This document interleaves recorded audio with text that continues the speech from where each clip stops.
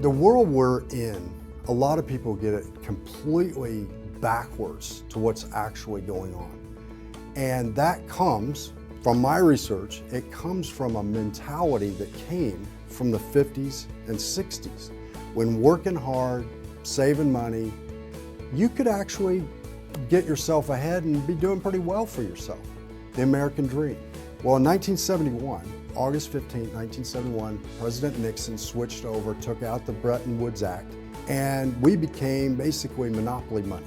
The issue is that nobody educated the public on this, of, hey, this whole work hard, put a little back for savings, that's how you get ahead. When you look at it, here's how it works, and today it's more relevant than ever in history. Right now, banks, all kinds of private lenders are offering money at 3%, 4%, 5%. What does that really mean though? It's 3 cents, 4 cents, or 5 cents on a dollar. What does that mean to you and me?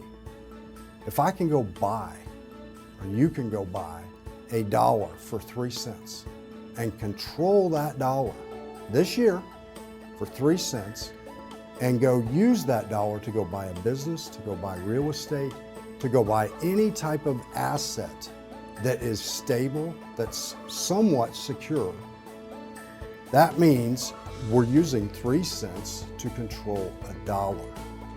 And the kicker is we also get a tax benefit because we get to deduct the interest or the 3 cents on our taxes, and it literally bypasses the time requirement.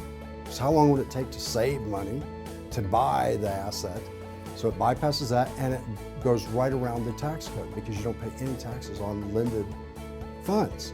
So my question is this, and I talk to a lot of clients about this, I have to switch. Sometimes it takes a little time for them to really grasp how people go from 5 million to 20 million to 100 million to a billion. They don't get how that happens because people can't do that physically. They don't have enough time to trade. They don't have enough energy to trade to get there. But when you can buy capital super cheap to go buy an asset that will then pay, compare that to the stock market. Buy money, 3 cents for a dollar, or go put your dollar in to get what? Pennies back.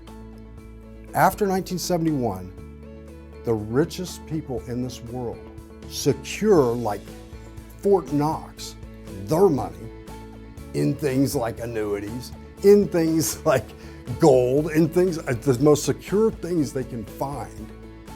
And then they attract, through their income and through their asset base, these cheap dollars to go buy, and they just keep repeating that process.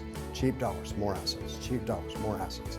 One example I'll give on this that just blew my mind and changed it forever is a couple in Arizona that got married in their 40s, second marriage for both. They had $43 in their bank account. The wife read a book on investing. She said, we cannot live broke. Big book, stocks, bonds, da, da, da. The last chapter was real estate. Here's how you buy real estate. She said, I think we can do that. I believe it was 48 months straight they bought a house.